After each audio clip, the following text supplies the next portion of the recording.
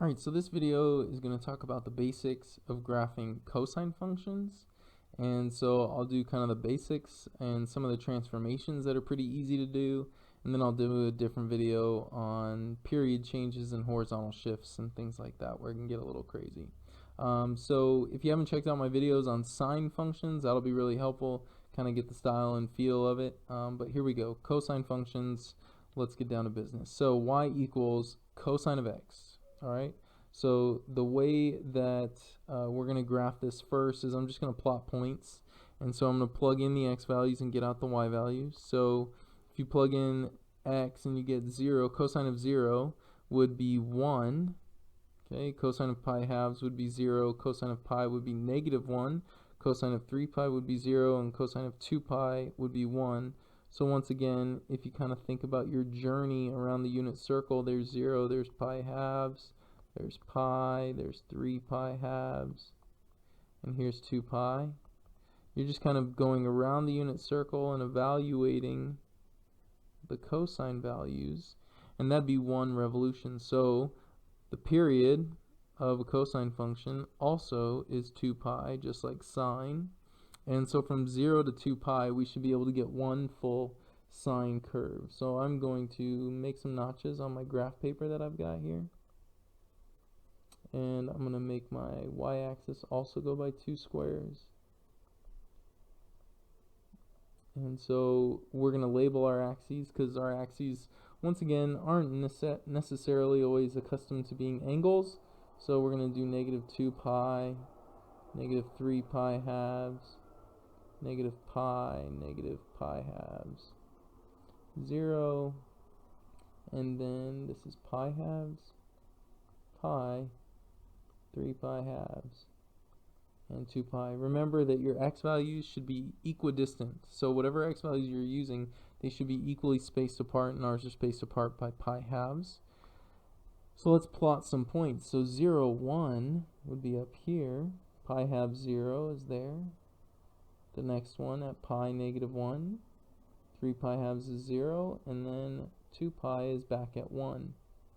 And so here's what one cosine curve looks like. Kind of missed that last one. Let's try that one more time. Alright, and that's what one cosine period looks like. So from 0 to 2 pi, you've got yourself 1 period.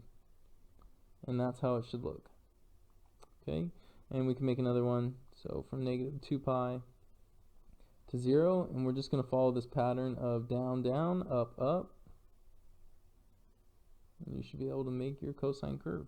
Okay, if you want to do the domain, you can keep making them because you can keep going around the unit circle. The domain is just going to be all real numbers. The graph goes all the way to the left and to the right.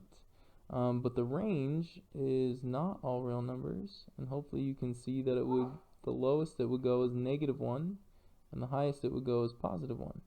Okay, and so a cosine graph looks like this. And now we're going to move forward.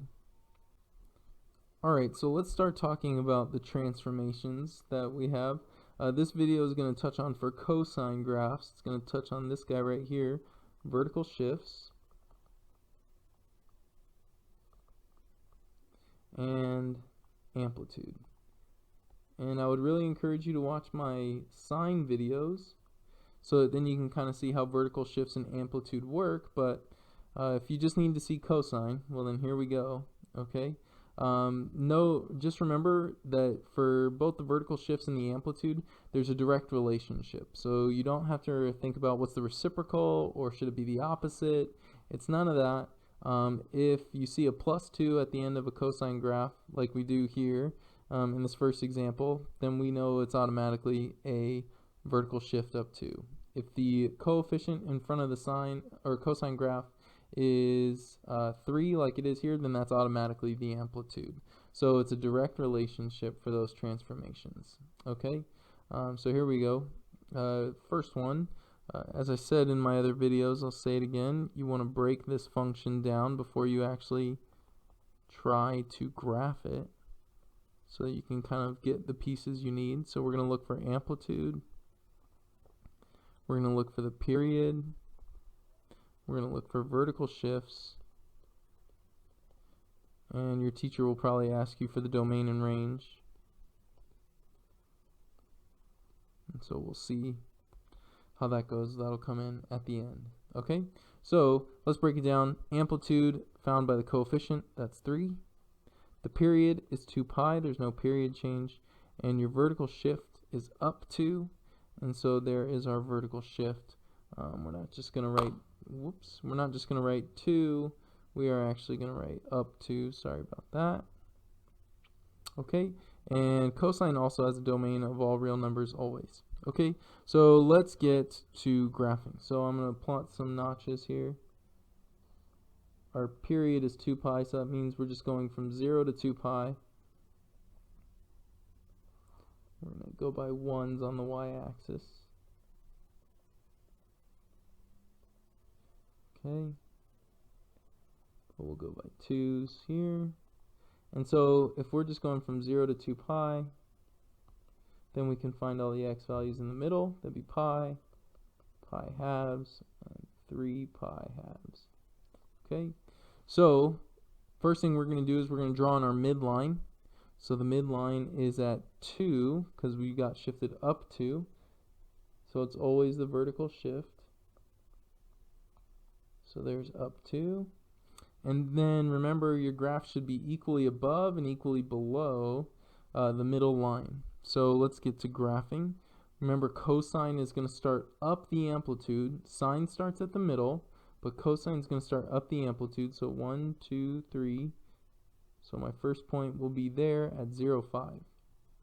Then we'll go down 3 more, up, and then up 3 more. And of course, yes, it looks like a V, but don't draw a V because that's not what a cosine curve does. It's curvy, but it does represent a V. It's not a parabola either, but the pattern of it is that V. And you can keep it going.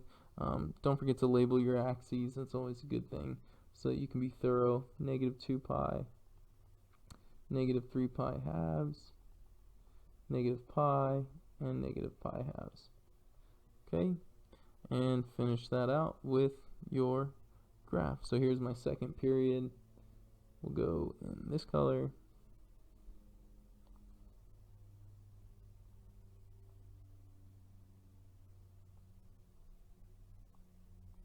Alright, so there is 2 full periods of a cosine graph. So what's the range, right? So how low does the graph go? The graph goes to -1, and the highest it goes is to 5.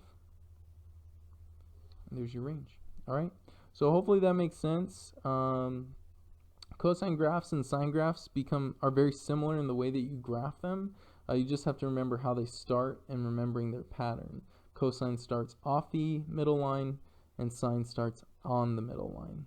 Okay, so let's do one more. If you want to hit pause on the video, you can, and try it yourself on some paper, and then you can kind of follow along with me after to see if you got it right, or you can just follow along now. Alright, so feel free to hit pause and then come back.